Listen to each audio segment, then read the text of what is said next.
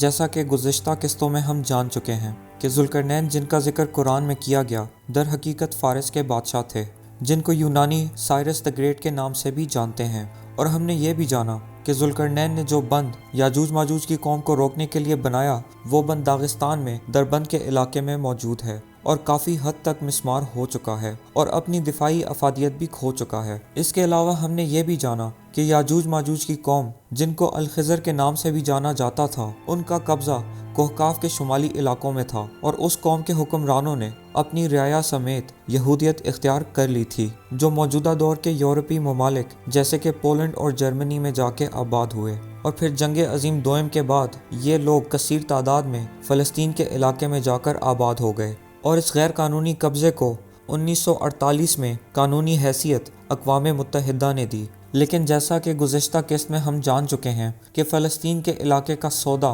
زائرنس movement کے لوگوں کے ساتھ 1917 میں بیلفور ڈیکلیریشن کی صورت میں پہلے ہی ہو چکا تھا، اور وہ خط جو آرتھر بیلفور نے لکھا تھا اس میں ایک شخص مخاطب کیا گیا جس کا نام والٹر روتھچائلڈ تھا، جس کو بیلفور ڈیکلیریشن میں لارڈ روتھچائلڈ کے نام سے مخاطب کیا گیا، جس کی تفصیلات پر ہم جلد غور کریں گے۔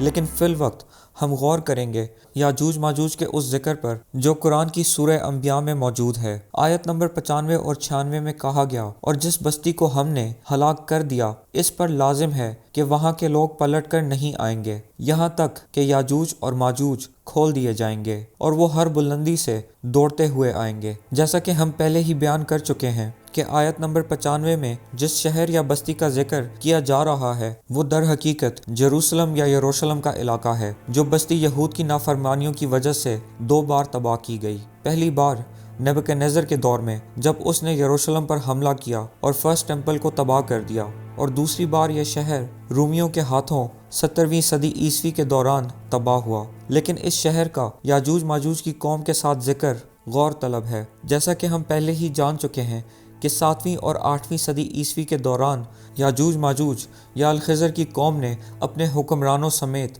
یہودیت اختیار کر لی تھی۔ اور اگر ان دونوں آیات کی روشنی میں اس واقعے کو دیکھا جائے تو ایک ضروری سوال اٹھتا ہے، اور وہ یہ کہ آج کے دور میں جو یہود اسرائیل میں آباد ہیں ان میں سے کتنے بنی اسرائیل میں سے ہیں اور کتنے یاجوج ماجوج کی قوم میں سے ہیں۔ بین الاقوامی اعداد و شمار کے مطابق اس وقت دنیا میں یہود کی کل آبادی قریب 15 ملین یا 1,50,00,000 کے قریب ہے، جس میں سے 60 لاکھ اسرائیل اور قریب 55 لاکھ امریکہ میں آباد ہیں۔ لیکن سوال یہ اٹھتا ہے کہ ان میں سے کتنے یہودی یاجوج ماجوج کی قوم میں سے ہیں اور کتنے بنی اسرائیل میں سے ہیں۔ موجودہ دور میں دنیا میں کوئی بھی انسان کس نسل سے تعلق رکھتا ہے، اس بات کا اندازہ بآسانی مشاہدے سے لگایا جا سکتا ہے، کیونکہ کسی بھی قوم کی بنیادی خصوصیات نمایاں ہوتی ہیں۔ جیسے کہ حامی نسل سے تعلق رکھنے والے سیاہ فام ہوتے ہیں، اسی طرح عرب اور ترک میں نمایاں فرق ہے، اور یہی فرق بنی اسرائیل اور الخضر قوم کے یہود میں بھی نمایاں طور پر موجود ہے۔ کیونکہ بنی اسرائیل سے تعلق رکھنے والے یہودی نسب کے اعتبار سے عرب کے زیادہ نزدیک ہیں، تو ظاہر ہے کہ ان کی رنگت اکثر گندمی نوعیت کی ہوگی کیونکہ وہ سامی نسل سے ہیں، اور الخضر قوم کے یہود ترک نسل کے زیادہ قریب ہیں، تو ظاہر ہے کہ ان کی رنگت سفید ہوگی۔ اور یہ خود بھی اس بات کا اعتراف اس طرح کرتے ہیں کہ اپنے آپ کو اشکنازی جوز کہتے ہیں، لیکن نسب پوچھنے پر اکثر اپنے نسب کو داؤد علیہ السلام کی قوم کے ساتھ جوڑ دیتے ہیں، کیونکہ ان میں سے اکثر کو یہی سکھایا گیا ہے، حالانکہ صاف ظاہر ہے کہ حقیقت اس سے بہت دور ہے۔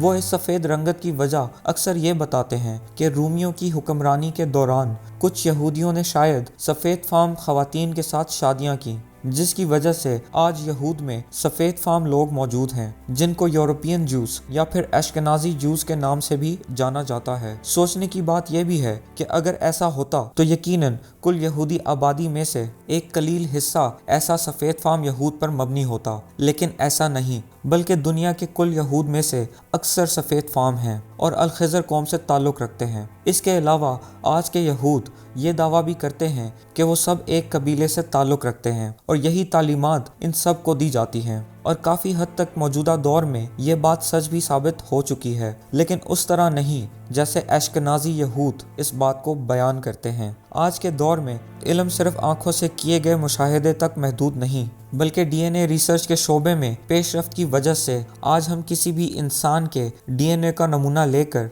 पूरे वसूख से बता सकते हैं कि वो किस कौम किस नस्ल से ताल्लुक़ रखता है, क्योंकि यहूद ये दावा करते हैं कि वो तमाम एक ही कबीले से हैं। इसी बात की वजह से अक्सर साइंसदान इनके डीएनए के नमूने पर तजुर्बात करने में दिलचस्पी रखते हैं ताकि वो जान सकें कि यहूद किस हद तक इस दावे में सच्चे हैं, और इस दावे की वजह से अक्सर यहूद साइंसदान भी इसी तहकीक में लगे रहते हैं। लेकिन हमें ये सब जानने की भला क्या ज़रूरत है कि कितने यहूद याजूज माजूज में से हैं और कितने बनी इसराइल में से हैं। ये जानना इसलिए भी ज़रूरी है क्योंकि ये मालूम होने के बाद सूरह अंबिया की आयत जिनमें याजूज माजूज की कौम और जेरूसलम या यरूशलेम का ताल्लुक बताया गया पूरी तरह से वाज़ह हो जाता है, जिसका इशारा हदीस में भी मौजूद है। सही मुस्लिम की हदीस है, हज़रत नवास बिन समआन रज़ी अल्लाह ताला अन्हो से रवायत है कि रसूल अल्लाह सल्लल्लाहु अलैहि वसल्लम ने फरमाया कि अल्लाह ताला याजूज माजूज को भेजेगा तो वो हर तरफ से दौड़ते हुए आएंगे। इनका पहला ग्रोह जब झील तिब्रिया से गुजरेगा तो सारा पानी पी जाएगा, और जब आखिरी ग्रोह वहां पहुंचेगा तो वो कहेंगे कि कभी इस जगह पानी हुआ करता था। आम तौर पर जो लोग इस मामले में कुरान और हदीस पर नज़र नहीं रखते वो ये गुमान करते हैं कि याजूज माजूज खरूज के बाद समंदर के समंदर पी जाएंगे। ये गलत गुमान मज़कूरा हदीस के नामुकम्मल मुताले की वजह से भी हो सकता है, क्योंकि जिस झील का जिक्र किया गया यानी झील तिब्रिया, इस झील का एक और नाम बहरे तिब्रिया भी है, और अंग्रेज़ी में इस झील को सी ऑफ गैलिली के नाम से भी जाना जाता है। जैसा कि नाम से ही साफ जाहिर है कि जिस इंसान को इस झील के तमाम नाम सही तरह से पता ना हो तो सिर्फ बहर या सी का नाम सुनकर यह गुमान हो सकता है कि हदीस में शायद लिखा है कि याजूज माजूज अपने खरूज के बाद कोई समंदर पी जाएंगे। हालांकि हकीकत में इस हदीस का इशारा कुछ और वाक़यात की तरफ है जिनका ताल्लुक बराह रास्त जेरूसलम के इलाके से है, क्योंकि झील तिब्रिया या बहरे तिब्रिया दर हकीकत इसराइल में वाक़या एक मीठे पानी की झील है।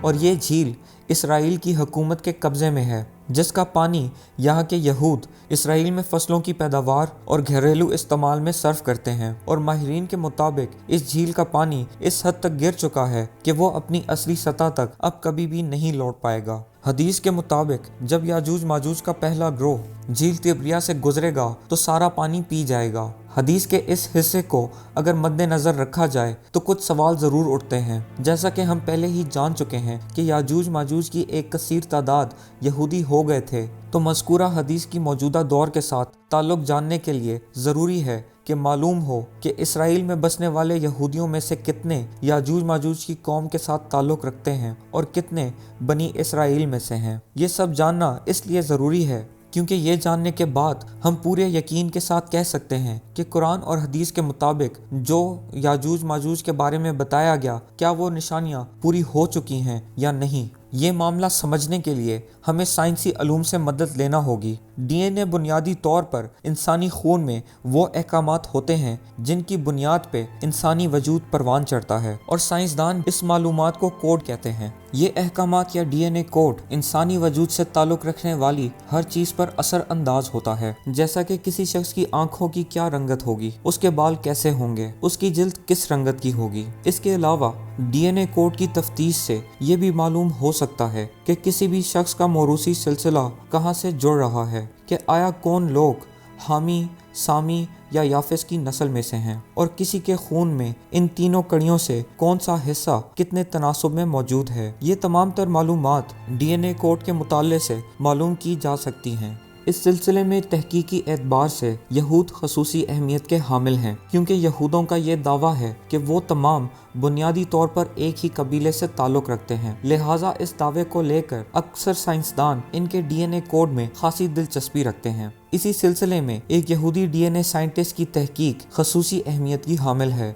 जिनका नाम डॉक्टर जॉन एंटाइन है, और वो खुद भी एक अश्केनाज़ी यहूदी है। ان کی ریست سے پہلے یہ عام تصور کیا جاتا تھا کہ یہود قریب 97% ایک ہی نسل سے تعلق رکھتے ہیں، لیکن تحقیق کے بعد یہ معلوم ہوا کہ 99.7% یہود ایک ہی نسل سے ہیں۔ Now we've all heard the phrase, we are regardless of race 99.9% the same. That was the common refrain when the Human Genome Project, the crude map of it was revealed in the year 2000. President Clinton said it. Others repeated it. There are articles in the New York Times saying it. First of all, we know now it's not 99.9%, but it's actually 99.7%. لیکن یہ وہ نسل نہیں جو کہ بنی اسرائیل سے چلی، بلکہ اس نسل کا تعلق ترک نسل کے ڈی این اے سٹرینڈ سے ہے، اور یہ تعلق موجودہ یہود میں نمایاں نظر آتا ہے۔ You can see Ashkenazis, which is right, that kind of pinkish orange one, or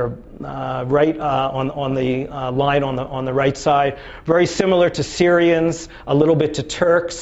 Romans. I have a startling statement to make, which may be that none of you here who are Ashkenazi Jews may be under the laws of Israel Jewish. That is true by DNA, and this is going to present some fascinating theological problems. اس کا مطلب کہ موجودہ دور کے اکثر یہود، جن کی چند اعداد و شمار کے مطابق پوری دنیا میں 1.50 کروڑ کے قریب آبادی ہے، در حقیقت ترک نسل سے تعلق رکھتے ہیں۔ اور اگر یاجوج ماجوج کی نسبت سے اس معلومات پر غور کیا جائے تو یہ بات صاف ظاہر ہے کہ اسلامی تعلیمات میں یاجوج ماجوج کی نسل کو ترکوں کے زیادہ قریب بتایا گیا ہے، اور اس کے علاوہ تاریخی حوالوں کے مطابق بھی ایسا ہی ہے، جیسا کہ ہیروڈیٹس نے بتایا، اور الخضر قوم کے بادشاہ جوزف نے بھی ایسا ہی معاملہ اپنے خط میں بیان کیا تھا، جس سے وہ بخوبی واقف تھا۔ تو اگر مذکورہ حدیث اور جدید ترین تحقیقات کی روشنی میں موجودہ حالات کو دیکھا جائے تو ظاہر ہے کہ اسرائیل میں بسنے والے یہود اعداد و شمار کے مطابق 99.7% یاجوج ماجوج کی قوم میں سے ہیں، یا شاید پھر اس سے بھی زیادہ، کیونکہ یہاں آنے والے اکثر یہود یورپ سے تعلق رکھتے ہیں، جن کو اشکنازی جوز بھی کہا جاتا ہے، اور یہ یاجوج ماجوج کی قوم کا وہ گروہ ہے جس نے یہودیت اختیار کر کے اسرائیل میں اپنا قبضہ جما لیا ہے، اور اس قوم کے لوگ آج جھیل تبریہ کا پانی پی رہے ہیں، جیسا کہ حدیث میں بھی بتایا گیا۔ ان کا پہلا گروہ جب جھیل تبریہ سے گزرے گا تو سارا پانی پی جائے گا، اور جب آخری گروہ وہاں پہنچے گا تو وہ کہیں گے کہ کبھی اس جگہ پانی ہوا کرتا تھا۔ تو ظاہر ہے کہ مذکورہ حدیث میں کی گئی پیشن گوئی بھی پوری ہو چکی ہے، اور یاجوج ماجوج نے جھیل تبریہ کا پانی پینا شروع کر دیا ہے، اور یہ وہی جھیل ہے جس کا ذکر دجال نے تمیم داری سے بھی کیا تھا جب وہ اس سے ملے، جیسا کہ روایات میں دیکھا جا سکتا ہے۔ آیت نمبر 96 میں ایک اور بات کا ذکر بھی موجود ہے، کہا گیا وہ ہر بلندی سے دوڑتے ہوئے آئیں گے، جیسا کہ جنگ کے دوران اونچائی والی جگہ کو حاصل کرنا بہترین عسکری حکمت عملی سمجھا جاتا ہے، اسی طرح یہ اشارہ یاجوج ماجوج کی قوم کے بنی آدم پر حملوں کی طرف کیا گیا ہے، اور بتایا جا رہا ہے کہ وہ بنی آدم کو کیسے فتنے فساد میں مبتلا کریں گے، جن میں سے چند مقاصد میں یہ قوم پہلے ہی کامیاب ہو چکی ہے، جس کا واضح ثبوت برطانوی حکومت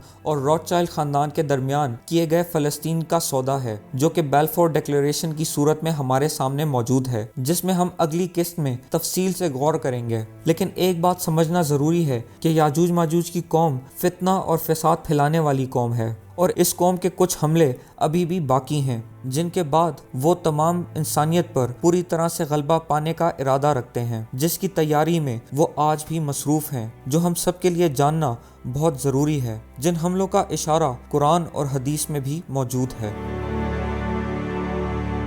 آپ سب سے ہماری یہ گزارش ہے کہ اس معلومات کو زیادہ سے زیادہ لوگوں کے ساتھ شیئر کریں، اور ہمارے چینل برق میڈیا کو سبسکرائب کرنا مت بھولیے گا، تاکہ آنے والے ایپیسوڈز کی نوٹیفیکیشن آپ کو بر وقت مل سکے۔ جزاک اللہ خیر۔